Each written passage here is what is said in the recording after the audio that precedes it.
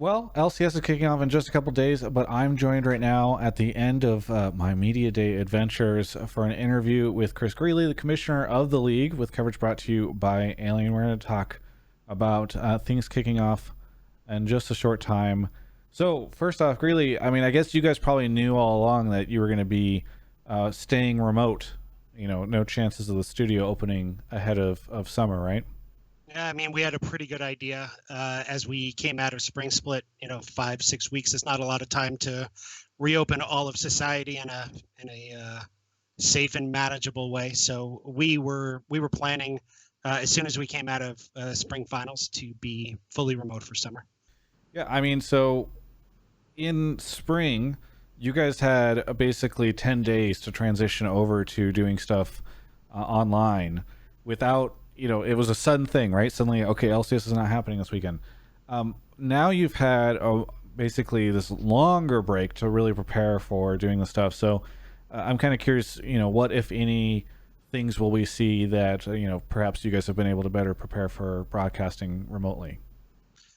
Yeah, I think when we went remote, and it was 6 days, not 10. Okay. When we Jeez. went to a fully remote work stream, we were pretty proud of the show we were able to put on so quickly. But by the time spring finals came around, one of our producers said, we look like everybody else now, including the nightly news, which is all broadcasting from home. And so we have spent a bunch of time to roll out some really cool additions for Summer Split. We haven't announced them yet, so I can't talk about them, but we do have two great updates that are coming that I think fans are going to I mean, dig. can you tease it at all? It's difficult to have a conversation. I want to know what's actually going on, and if we can't have a conversation about what's happening in the broadcast, it's limiting, I guess, for Yeah, the sake of I this. I hear you. I can't front run our own announcements, so Okay. yeah. What have you looked? Okay, let's put it this way. And what areas have you looked to improve the broadcast? Right, because you're right that everything looked very similar to the nightly news and stuff. So I don't know if these things are as simple as like, hey, we're going to try and upgrade the backgrounds of our talent, or if you guys are looking to something more extensive where it's literally like a re-envisioning of the LCS from what if LCS was always remote and didn't have a studio. Yes.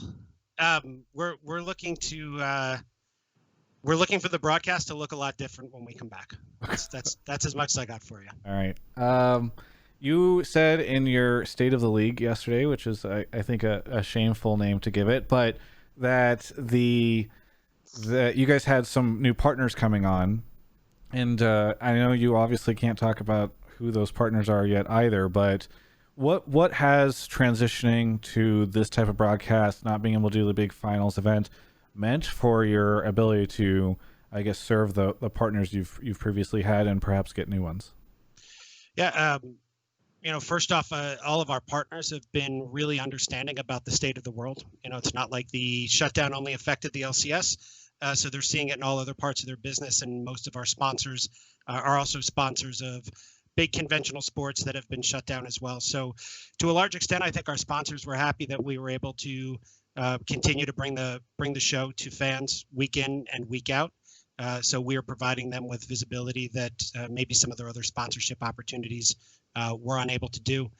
Uh, Past that, we don't have a ton of sponsor inventory that's tied to people physically being on site. I mean, there's obviously some, but we only have 375 people coming in every day to the LCS arena, and hundreds of thousands that are watching us from home. So we were, for the most part, able to provide sponsors everything that I think they were expecting and hoping to get. And for the couple of pieces, we've managed to find other ways to kind of make everyone happy, including ourselves.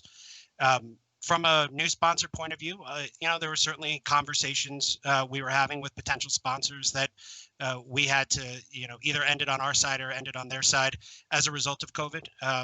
Some brands that wanted to, didn't want to spend money, some brands that wanted to deploy that money into other places, obviously. But for other sponsors, including the two that, we'll learn a little bit more about later this week, I think the LCS continued to provide a great platform for their brand. I think they're going to be really resonant with the fans and feel like a really good fit for the LCS.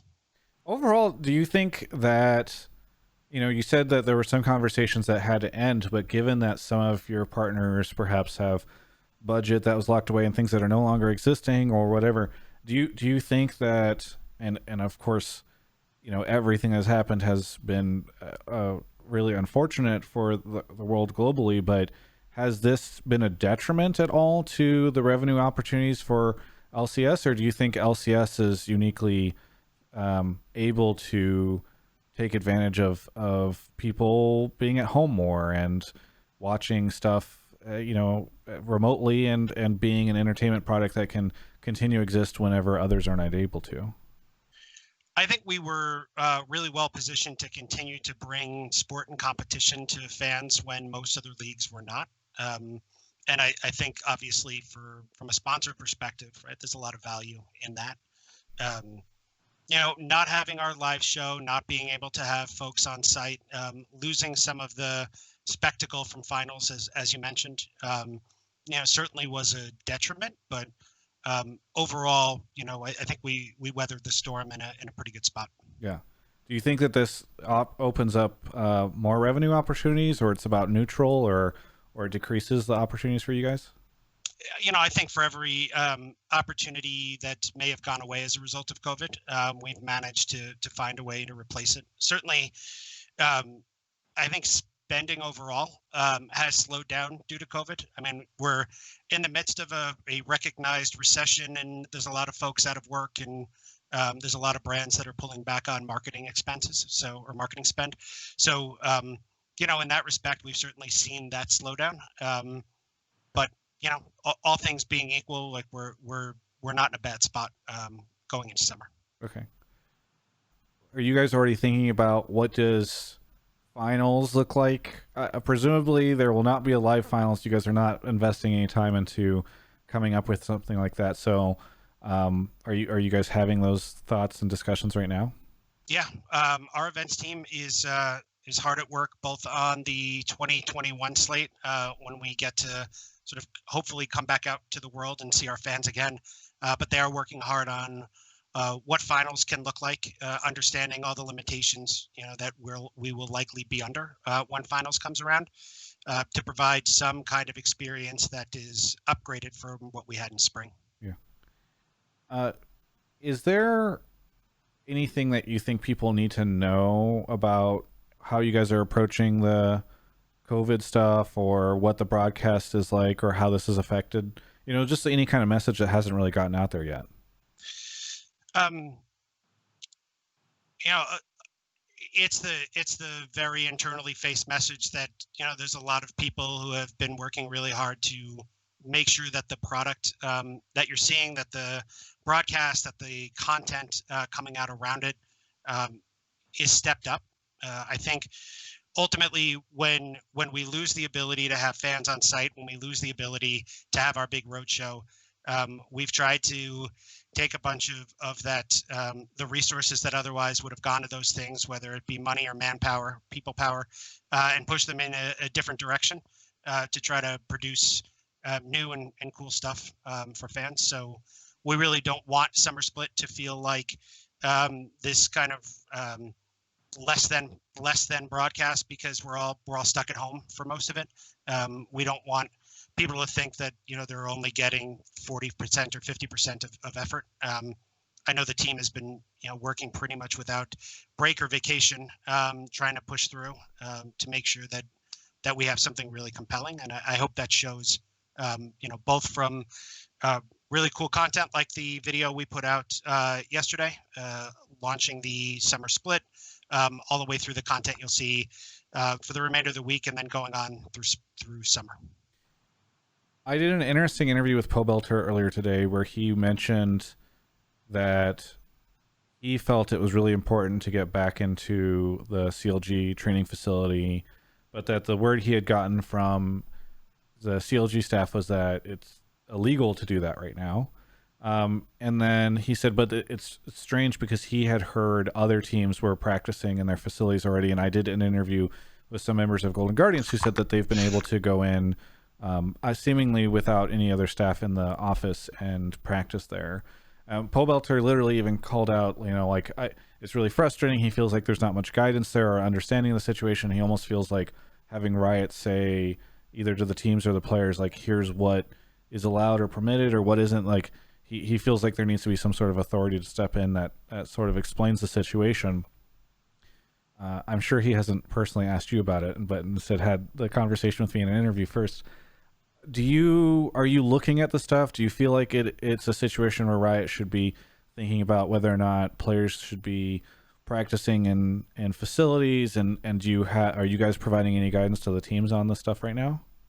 We're doing our best not to put mandates in around where players should or shouldn't be, whether they should be practicing at home, whether they should be practicing in facilities.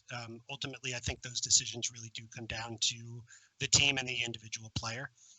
We certainly don't want to be in a situation where we're telling teams, everyone has to be present in a training facility at a time when staff or players may not feel comfortable all being together, considering that we're all supposed to be social distancing, and it's a little bit difficult to do that when you're, in a training facility, potentially sitting next to somebody playing League of Legends. So ultimately, all of our teams have lawyers and get advice, and we don't want to supplant that advice by telling them, yes, you should be or should not be using a facility.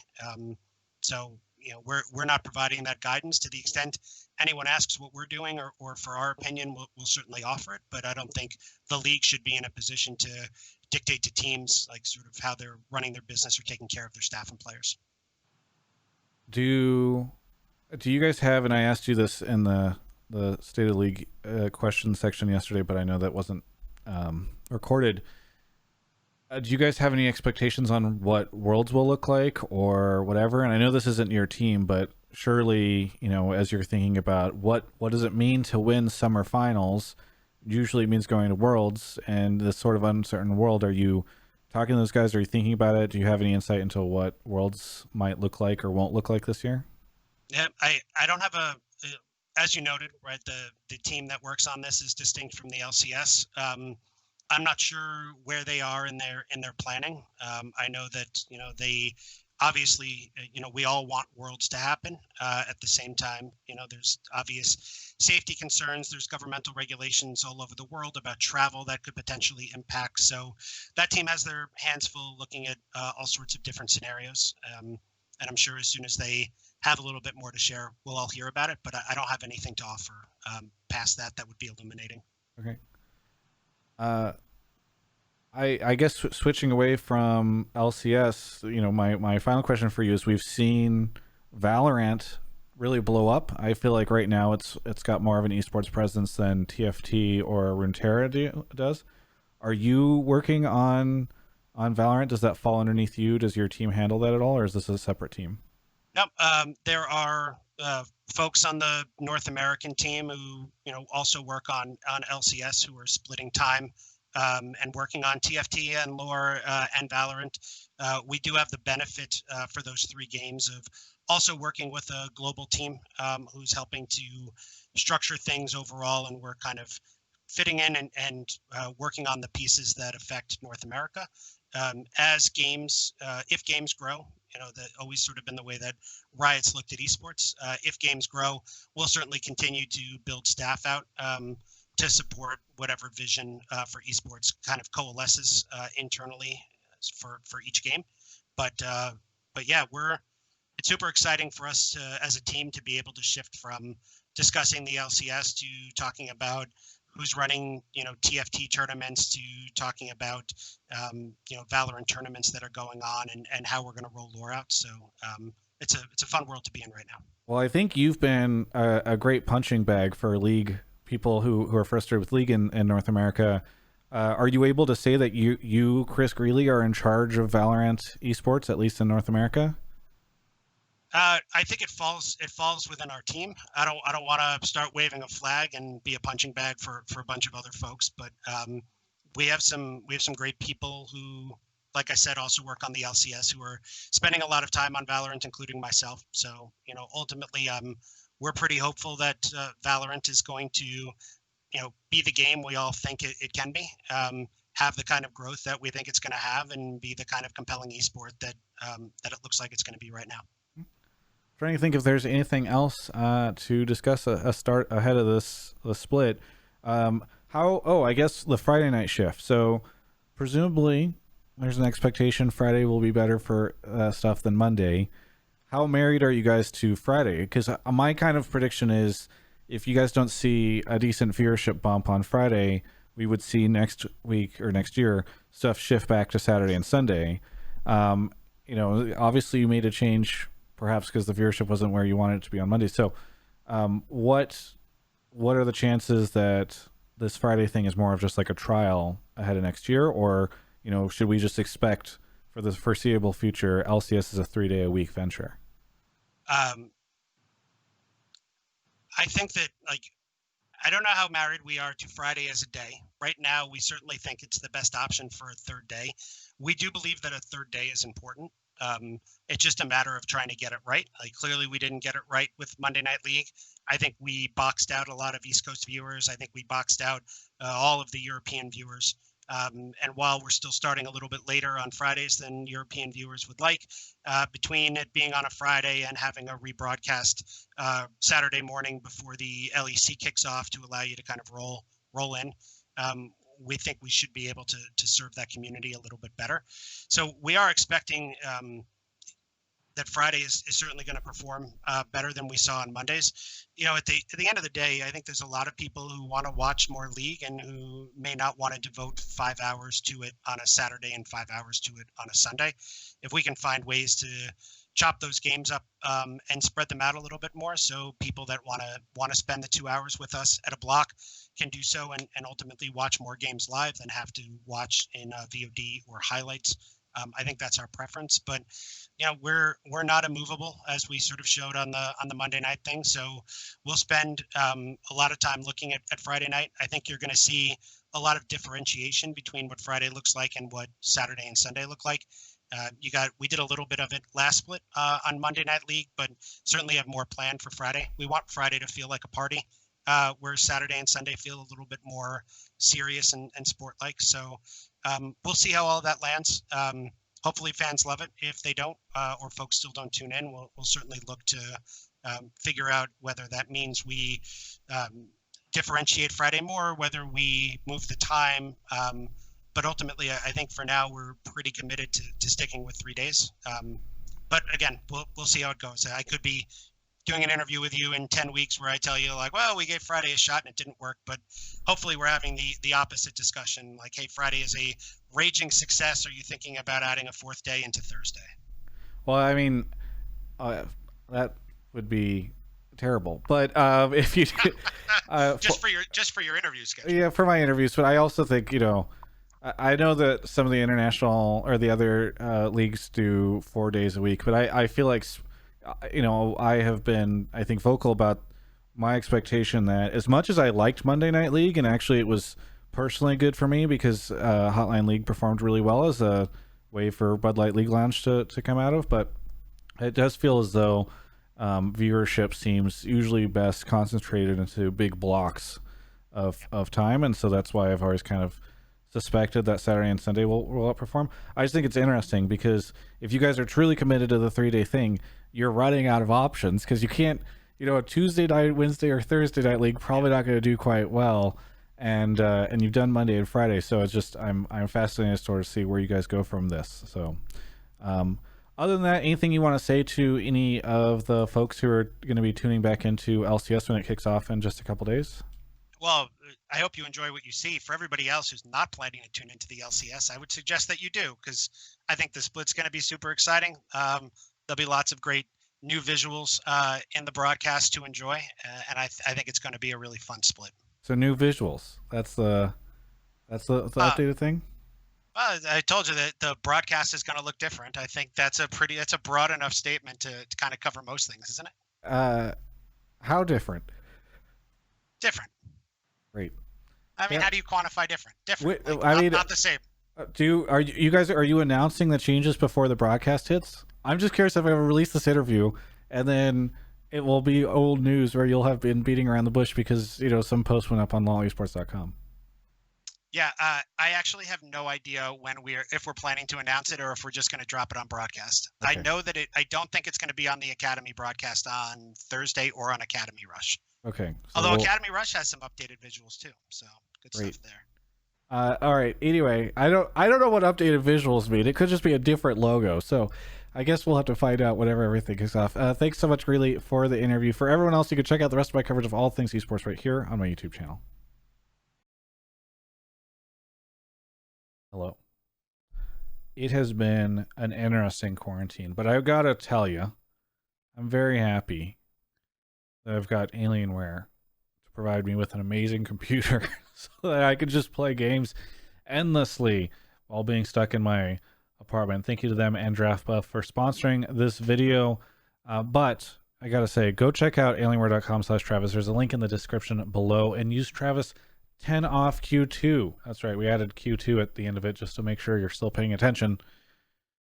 They've got some amazing stuff over there. They've newly refreshed a bunch of their hardware, and I've been using some of it recently, and it's been fantastic. So thanks so much to Alienware for sponsoring everything I do, especially as, I don't know, things are a little wild right now, right? There's no events to go to, so I appreciate them sticking around. Thanks.